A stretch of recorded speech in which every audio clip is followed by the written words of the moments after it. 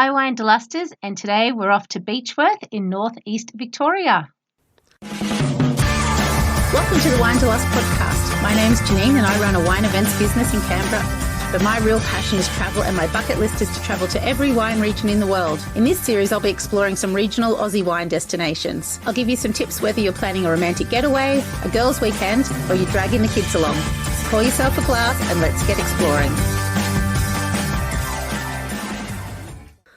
I'd like to begin by acknowledging the traditional owners of the land. When I visit wineries, the winemakers that I speak to are always so passionate about the land, and it makes me think about our First Nations people and their real, true connection to the land. I'd like to acknowledge the traditional owners and pay my respects to elders past, present and emerging, and extend this to all Aboriginal and Torres Strait Islander people listening. Today we're visiting Beechworth. Beechworth is such a beautiful town, and it really highlights Australia's modern history. There are two main streets that intersect, and all along are heritage buildings that are now full of beautiful boutique stores and restaurants. Just down the road is the huge sandstone walls of the former jail that infamously housed Ned Kelly's mother, brother and many of the Kelly gang and their sympathisers. Just around the corner is the former library, which is now the oldest regional museum dedicated to Robert O'Hara Burke of Burke and Wills explorer fame. He was actually a superintendent of the police in Beechworth before he set off on his expedition. Beechworth is also Victoria's best preserved gold mining town, and there's some 32 buildings listed on the National Trust. Gold was discovered here in 1852, and about 20,000 people descended and were living in this town within 5 years. That is 4 times more than the local population now. But I think one of the most exciting things is it's also home to some beautiful cool climate wines, and that's what we're going to talk about more today. The Australian Geographical Indication of Beechworth has only been around since 2000, so it's quite a young region. The wine-growing land covers much of the elevated land surrounding the towns of Beechworth and Stanley. Being located not far from the Victorian Alpine region, the area is quite hilly. And this allows the grapes to ripen reliably with cool nights. There are only about 24 vineyards in the region, and most are small boutique wineries run by families. So what wines to try? Well, the Chardonnay and Pinot Noir are the key grapes around here. A lot of Italian migrants have settled all over the northeast Victoria area, so you can find a lot of Italian varieties as well. So some cellar door suggestions. A lot of the cellar doors in Beechworth are open on weekends or by appointment only. The most famous producers in the region is Giaconda and Castagna. Both you'll need to make appointments with. I've had lovely experiences at Indigo Vineyard and Pennyweight also. And of course you have to visit Brett and Liz at Star Lane Winery. If you feel like a cleansing ale, there's also Bridge Road Brewery right in the centre of town. My first guest today is Liz from Star Lane Winery. I love meeting women winemakers whenever I get the chance. Star Lane is located about 15 minutes north of Beechworth. It's a beautiful barn-looking cellar door, 2 stories high, overlooking their vines. I love how they're stretching the boundaries of winemaking. They're the only winery in the world using native red gum timber, which you'll hear more about. They also have huge clay amphoras. These are like massive clay pots, 6 foot tall, that they do their Italian varieties in. We're in the beautiful cellar door overlooking the vineyard, and Liz talked about the fabulous events they do. So I'm here with Liz from Star Lane Winery in Beechworth. We're in your beautiful cellar door overlooking the vineyards. Lots of hardwood in here. Beautiful big table, gorgeous handmade chairs, are they? Yes, From your yeah, they're red gum. Red gum. Yes. Now, tell me about this red gum, because I read that you have red gum barrels that you age your wine in. We do. So my family actually has a history in the red gum timber milling industry. So yes, my family have had about 5 generations. Oh wow! And of course now that's actually now stopped. People aren't going into the forest. So we have actually used some reclaimed timber and made some red gum barrels with the reclaimed timber. And we're the only people in the world to be maturing wine in Australian hardwood timber. Wow. Yeah, so it did take us quite a period of time to be able to get the timber right so that there's a hint of eucalypt without being too left of field. But it's a beautiful wine, and it's presented in a red gum timber box, and we actually use merino fleece inside the box too for the lining of the box. So it's been very, very popular, particularly for gifts for people, for 50th, 60th, 70th, but also people just as a collector's item. And because it's presented in such a beautiful red gum timber box, it also looks beautiful in people's cellars. Very interesting wine. So it's only the one wine that you age in those Just barrels? the Shiraz, only the Shiraz. The Shiraz was most suitable. We did do some trials with the Merlot, but the Shiraz was best suited. And how long do you keep it in the barrel for? So we keep it in the barrel for 2 years. Oh, wow. Yes, yeah. So, and it's quite interesting. So red gum is actually quite a fine grain timber, and interesting enough, it actually looks as if it wouldn't be, but it's actually a lot more porous than oak.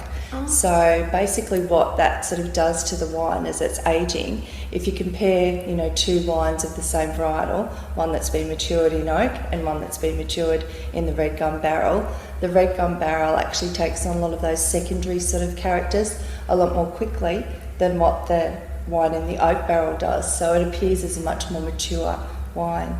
Oh, fantastic. So, That sounds awesome. So do you have a lot of people doing that comparable? Yeah, we do actually. So quite often if they buy a bottle of the red gum, then they'll buy a bottle of, the same vintage year of the Shiraz, and they'll often compare it. Yeah. Yes, yeah. And do you have enough barrels that you could export them to other wineries, or you'd like to try and keep it unique to you? We're actually keeping it unique to us, and we actually have had a lot of interest, and we've actually, funnily enough, had quite a lot of interest from the whiskey producers. Often with the French oak and both, you can use them multiple times. Yes. Like it's the same with the red gum barrels? It is, but it's the same with the oak. You're not going to get as much influence, so which is why for our other varietals we use about 30% new, because you're wanting that new component to sort of come into the mix as well. So generally we just have the one barrel each for each vintage, and then after that period of time it's pretty much just a storage vessel after that. Yes. And you guys were telling me that you've got a lot of the red grapes here. But one of the exciting things is you've just regrafted over some of your Merlot with your first white. That's it, correct. So we've grafted over half of our Merlot to Chardonnay. There's a huge demand for Beechworth Chardonnay, and it's becoming really popular. And Beechworth's producing some beautiful Chardonnays, some really world-class Chardonnays. So hopefully we'll get a small crop next year, and we'll make some barrel fermented Chardonnay. Excellent, yeah. Which is really exciting. Yeah, so you've got your Shiraz, some Merlot, and some Italian varietals. Yes, so we do 2 Italian varietals. We do a Sangiovese and a Nebbiolo. Wow. Both, exciting varietals. Yeah. So there's quite a few Beechworth wineries that are producing Nebbiolo and doing a really good job with the Nebbiolo. A couple are doing Sangiovese, and of course the King Valley does a lot of the Italian varietals. But they're actually proving to be, really popular and grow really well, in the Beechworth region. Yeah, fantastic. Yeah. Can you tell me a little bit about your background? Like, were you guys born and bred in Beechworth? No, we're originally from Jeanene. Oh yeah, in Western New South Wales. Yes. The Utes. Yes, the Ute mustard, famous Denny Ute mustard. Yes, so that's where we're originally from. But both of our families are sort of from farming background. Certainly not vineyards. It's very different farming over in Jeanene. Brett does all the viticulture side of things, and I do the winemaking. But because he has come from a farming background, that those expertise were able to be transferred across to a vineyard, different crop to what he was used to in Jeanene. And he's also sort of been in the agricultural industry for a long period of time. So that also, is helpful in relation to machinery and maintenance of equipment and machinery and that side of things. And as well. like recognising the soil and absolutely, the yes, grapes. And that's a big thing, particularly with a vineyard. The terroir, as the French like to term it, is very important. So your soil structure and maintaining your soil structure. So not just about identifying it, but also maintaining it. And also he does regular tests on the soil as well as PDL test on the leaf foliage to make sure that everything's in balance. Because it doesn't matter how fantastic a winemaker you are, you can't make good wine unless you have beautiful fruit. That's so true. Yes. Because all around Beechworth, it's like all different little microclimates. Yes. You're saying that there's a ridge just going straight through Beechworth. And yes, it's a granite belt ridge. So basically that extends from this side of Beechworth, because we're on the southern side, right across to the northern side of Beechworth. And our Sangiovese and Nebbiolo are planted on that granite ridge. Our Chardonnay, Merlot and Shiraz are planted here at the wineries, and so, but they're quite different soil structures. Granite Ridge is particularly suited to the Italian varietals, and half of the Beechworth region would sort of be on that Granite Ridge as well. Yeah. So it has sort of quite a minerality to it and a different, throws off different nuances. But you can, when you're tasting any of the wines, particularly Shiraz, because quite a lot of the producers do a Shiraz, you can taste that regionality there. So there are little microclimates, but you can still taste that regionality. And you guys are open on weekends here? We're open by appointment all the time, but with COVID we have been restricted in relation to how often we've been opening. But we will look in the springtime of this year to ramp up cellar door and do a lot more of that. And we were doing long lunches. Oh, nice. Yeah, which is fantastic. In the vines. We basically have everybody sitting together, so you might be a couple that come on your own or a single person, and you just get seated in amongst the other guests, and we find that people quite often will interact and make new friends, and Brett and I usually actually sit with everybody and have the lunch and have a chat to people about the vineyard or winery. That sounds like a really wonderful thing to come into here and do. Because it's quite gorgeous out there. Yeah, it is. It's a very pretty valley that we live in. We're lucky. And so you have had a family here and everything, but what's your go-to thing with people with kids? What's something to do around the region? Well, there are absolutely beautiful walks all around the region. There's also beautiful picnic locations. So there's the gorge at Beechworth. There's some beautiful walks along the gorge, and there's lovely little rock pools that kids can sort of swim and play in. You can take take a picnic down to.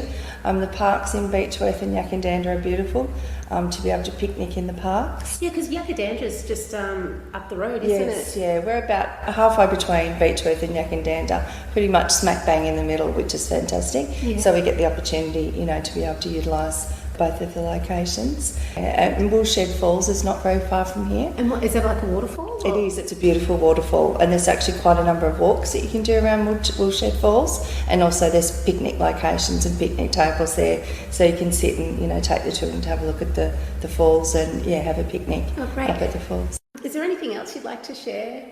We enjoy having people here, and I think it's always the case if somebody's on holidays, they're in a lovely frame of mind, and they're out to have a lovely day, so we meet a lovely calibre of people that come through, and quite often make new friends, winery visitors, so we always enjoy meeting new people and that's great. And showing off our vineyard and winery. It's a pretty part of the world that we live in. It is. We're lucky. My next guest is Lisa Pidutti. Lisa and I have known each other for many, many years when we met overseas on our first working holiday. Lisa's been in the region for quite a while now. She's had her finger in lots of pies, including a very successful restaurant, and now she operates Project 49, and they also produce their own Chardonnay. Lisa is a great all-rounder. She's got an excellent palate and a really great eye for detail. And she's going to tell us about what she loves about Beechworth and all about Project 49. Hi, Lisa. Welcome to the Winederlust podcast. It's so nice that you could join us. Can you tell us a bit about Project 49? Hi, Jeanene. Great to chat with you. Project 49 is a small little shop in Beechworth, but full of lots of character. We call it Local Providor and Wine Store.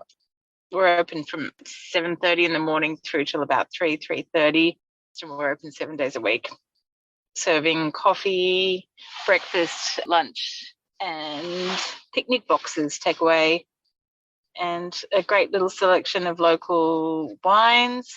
We tend to go organic or biodynamic where we can, small scale with minimal intervention. Just a handful of local other wines that we love, not only Beechworth, but also wines from northeast Victoria. And a couple of little Italian varieties from Italy. We sell our own wine. So tell us about your local wine, because you've got a Chardonnay that you produce, also called Project 49.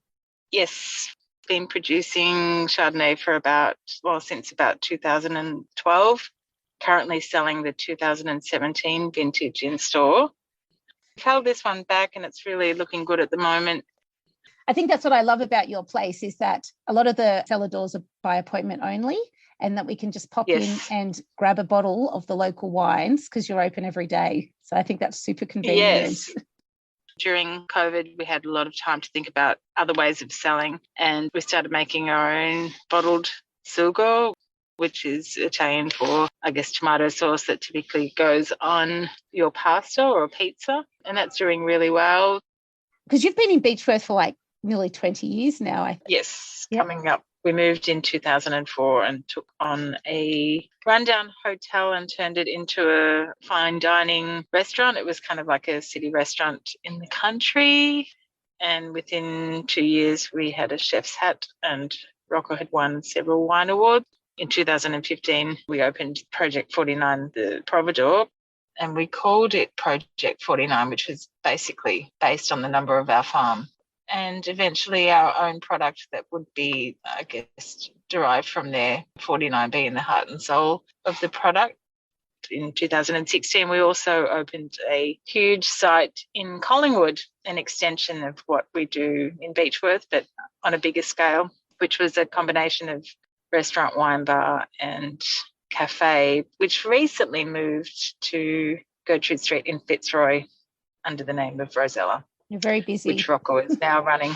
Yeah. Mm-hmm. With people coming to Beechworth, what locals intel on something to do with kids in the area? There's so many exciting outdoor things to do that are free or not too expensive. Lots of bushwalks and cycling tracks all around the region. At the moment, obviously, you can go skiing, but you can also take the kids up to Mount Buffalo for tobogganing, which is really affordable.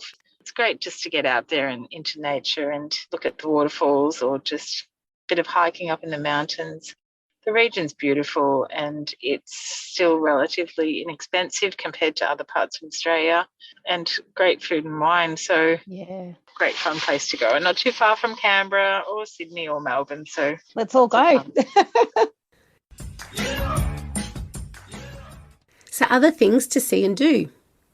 As I said at the start, this is a great place for modern Australian history, and every time I visit, I see school groups all around the place. The Tourist Information Centre is super helpful with walking maps outlining all the places of interest that you can visit on a walk around town. The jail does tours and sometimes nighttime fireside stories and tours. There's also ancient history here, and you can visit the Yedonba Aboriginal Cultural Site, which is about 20 minutes from Beechworth, where there's a 1-hour walking loop noting significant sites along the way. Beechworth is also close to Milawa and the cheese factory there. And in the other direction is the boutique town of Yakadanda, and there's other wine regions nearby too. And if you like shopping, you are so spoilt in Beechworth. There's so many lovely stores to while away many an hour in between popping into beautiful coffee shops and, of course, Project 49. I know one of Lisa's hot tips was visiting the Village Trader at Myrtleford, which is a town nearby. And she got some beautiful mats there made from lobster rope that couldn't be reused or recycled, so they've made into mats, and they're these gorgeous, vibrant colours. Some quick stats for the region. This is definitely a driving holiday spot. From Melbourne, it's about 3 hours by car. It's 4 hours from Canberra and about 6.5 hours from Sydney. The closest airport is Albury, which is about 40 minutes away. For the kids, you can soak up the modern Australian history by checking out the museums and the jail and all the other bushranger paraphernalia around. As both Liz and Lisa mentioned, there's also tons of fantastic walks around the region to explore the nature. There are motels in town, and there's lots of houses that can be rented out in and around town. There's lots of heritage places, so you really feel like you've escaped the city. And there's lots of farm stays too, which is also fun if you're catering for kids. If you're looking for somewhere cheap, there's a pub in town that does cheap rooms. And of course, you have to try the Chardonnay and Pinot when you're in the region. I suggest checking out beechworthvineyards.com.au for their list of producers in the area to set up appointments in advance of coming. Thanks so much for listening. Until next time, happy wine travels. For everything discussed today, check out the Winederlust website. And if you're interested in trying some of the wines, we have some events coming up too. and subscribe to my newsletter to find out what else is happening.